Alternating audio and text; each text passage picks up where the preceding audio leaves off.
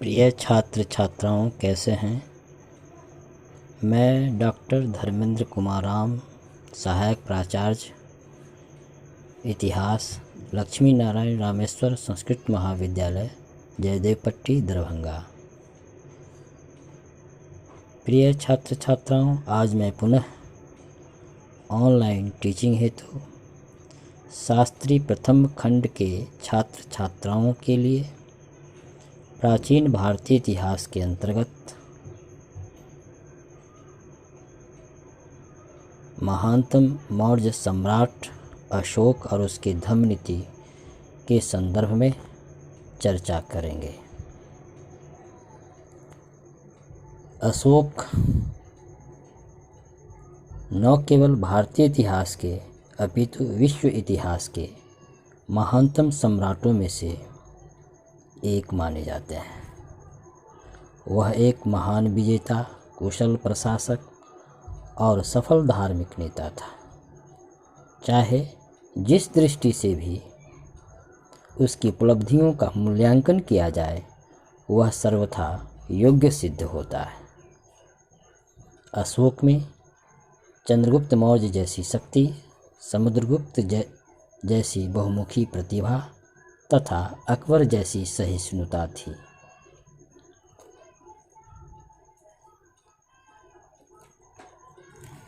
अपनी प्रजा के नैतिक उत्थान हेतु अशोक ने जिस आचारों की संहिता या व्यवहारों की संहिता प्रस्तुत की, उसे उसके अभिलेखों में धम्म कहा गया है। धम्म संस्कृत के धर्म का ही प्राकृत रूपांतर है, परंतु अशोक के लिए इस शब्द का विशेष महत्व है।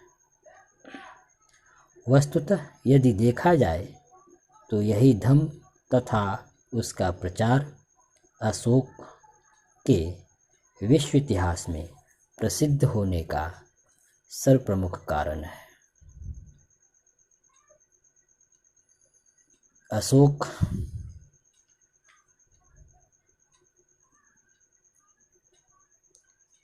के द्वारा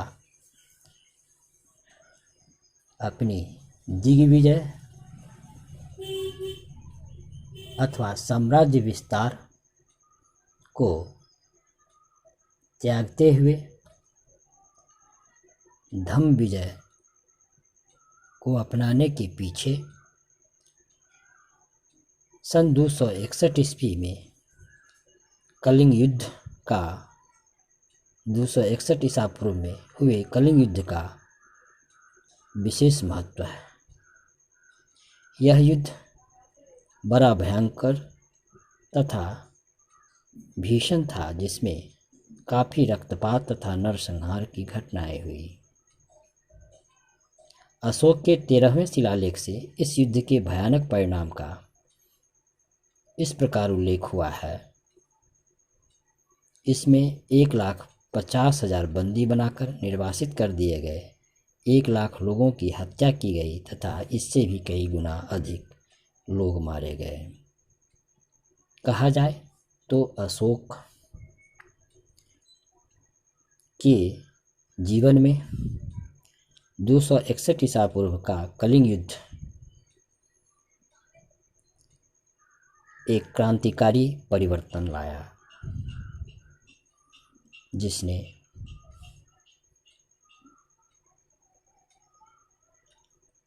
दिग्विजय के स्थान पर धम्म विजय को प्रश्रय दिया। अशोक अपने 13वें शिलालेख में कलिंग युद्ध में होने वाली व्यापक हिंसा और संहार की घटनाओं पर बेहद पश्चाताप करता है। उसके अनुसार प्रत्येक सैनिक विजय से घृणा, हिंसा और हत्या की घटनाएं होती है। इसके विपरीत धम्म विजय प्रेम, दया, मृदुता एवं उदारता इत्यादि से अनुशासित होती है।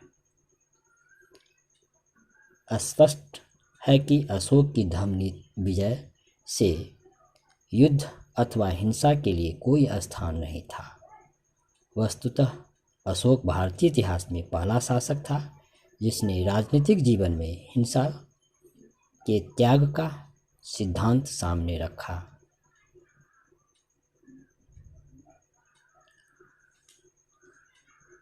अशोक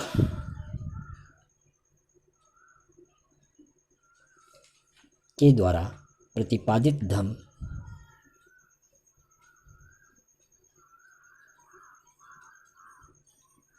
में अहिंसा पर विशेष जोर दिया गया है। अर्थात अशोक ने अपने धम्म के तहत प्राणियों की हत्या न करने, प्राणियों को क्षति न पहुंचाने, माता पिता की सेवा करने, वृद्धों की सेवा करने, गुरुजनों का आदर और सम्मान करने, मित्रों, परिचितों, ब्राह्मणों तथा श्रमणों के साथ अच्छा व्यवहार करने, साथ ही अल्प व्यय और अल्प संचय करने पर बल देता है।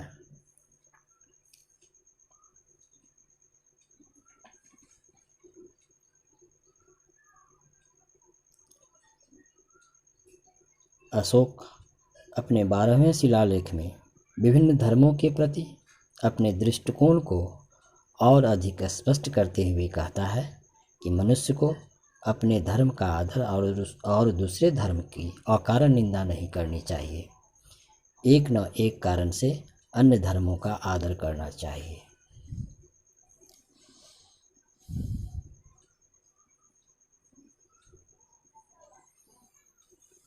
अशोक अपने धम्म नीति के तहत तथा अपने धर्म के प्रचार करते हुए यह कहता है कि वह अपने धर्म को जबरदस्ती किसी पर थोपने का प्रयास नहीं किया। अशोक ने विश्व बंधुत्व और लोक कल्याण का अपना संदेश दूर दूर तक फैलाया। अंतर्राष्ट्रीय मामलों में वह शांति और सहिष्णुता का पुजारी था। अशोक ने विश्व बंधुत्व एवं लोक कल्याण का अपना संदेश दूर दूर तक फैलाया। अशोक ने ही सर्वप्रथम अपनी धम्म नीति के तहत विश्व को जियो और जीने दो तथा राजनीतिक हिंसा धर्म विरुद्ध है का पाठ पढ़ाया।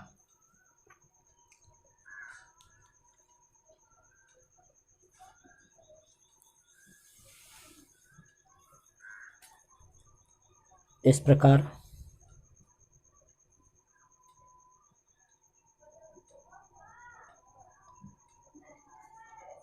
कलिंग युद्ध अशोक के जीवन की एक युगांतकारी घटना मानी जाती है, जिस पर टिप्पणी करते हुए हेमचंद्र राय चौधरी जैसे इतिहासकार कहते हैं कि मगध तथा समस्त भारत के इतिहास में कलिंग की विजय एक महत्वपूर्ण घटना थी। इसके बाद मौर्यों की जीती तथा राज्य विस्तार का वह दौर समाप्त हुआ। इसके बाद एक नए युग का सूत्रपात हुआ और यह युग था शांति, सामाजिक प्रगति तथा धार्मिक प्रचार का। यहीं से सैन्य विजय तथा दिग्विजय का युग समाप्त हुआ तथा आध्यात्मिक विजय और धर्म विजय का युग प्रारंभ हुआ। इस प्रकार अशोक के धम्म नीति से स्पष्ट हो जाता है कि अशोक के धम्म के अंतर्गत जिन सामाजिक एवं नैतिक आचारों व्यवहारों का समावेश किया है वह वही है जिन्हें सभी संप्रदाय समान रूप से श्रद्धेय रूप से मानते हैं। स्पष्टता इसमें किसी भी दार्शनिक अथवा तत्वमीमांसीय प्रश्न की समीक्षा नहीं हुई है। इसमें न तो महात्मा बुद्ध के 4 आर्य सत्यों का उल्लेख है, न अष्टांगिक मार्ग है और न आत्मा परमात्मा संबंधी अवधारणाएं हैं। तो बच्चों, आज हम लोग अशोक की धम्म नीति के संदर्भ में बातें की। आप घर में रहें, सुरक्षित रहें और कोरोना जैसे वैश्विक महामारी को न केवल विश्व भारत बल्कि बिहार से इसे भगाने में सहयोग करें। धन्यवाद।